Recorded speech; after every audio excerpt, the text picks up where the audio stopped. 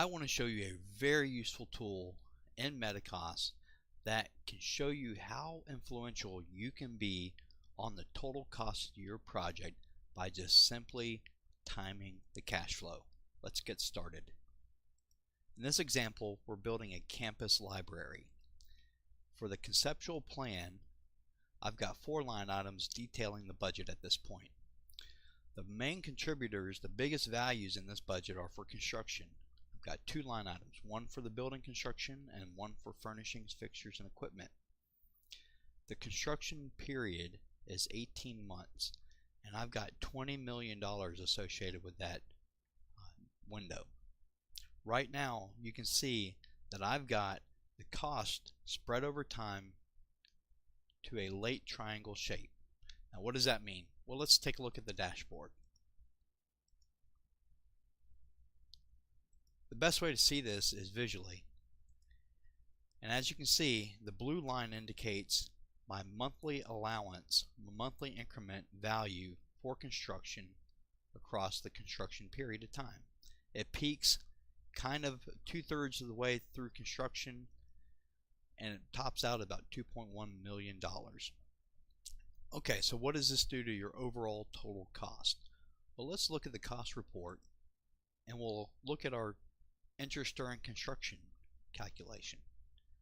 You can see we've got about $30,000 worth of interest accrued in 2018 and nearly $500,000 in 2019.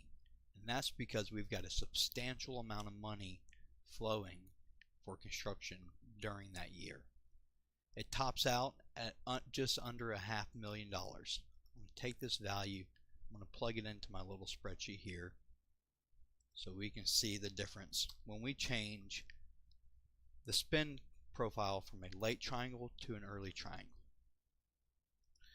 Okay, so if we were to shift those funds from a late triangle spread to an early triangle spread, what does that do to us?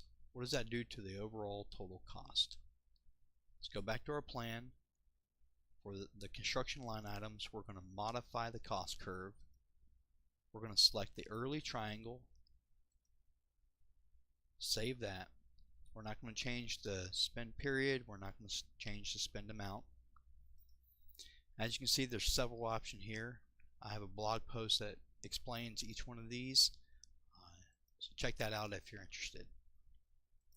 Now that we've got that set, metacost automatically changes the monthly increment for these 2 line items. We'll check out the dashboard and see what we mean.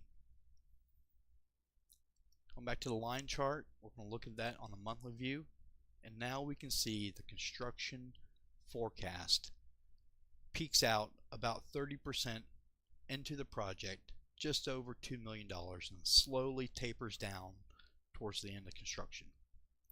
What we've done here is we front-end loaded our cost. Now, from an interest perspective, let's see what that did to us.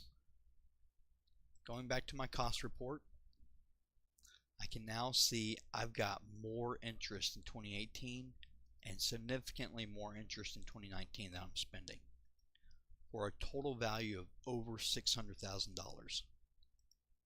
Put that in spreadsheet to see what the difference. There's $144,000 worth of different interest because of the timing of my cash flows. Now, from an owner's perspective, they're going to want to hold on to their money longer, so they're paying less interest during the course of the project. From a construction contractor perspective, or an engineering contractor, or any other contractor that's doing work for a project, they're going to want to have early cash flows. They're going to want to get their money sooner, faster, and more of it. And so there's a balance here between timing of the cash flows for the best interest of the contractor and for the owner that ultimately would result in a successful project outcome. So what this does is it begins the conversation at the planning stages. How does the cash flow plan forecast for a project, how do you optimize it for the benefit of both parties? Hey, that was a quick look into metacost and the way that you can spread money over time, calculate interest. There's a lot more here. I encourage you to go to our website if you're interested, metacost.com. Thanks for your time.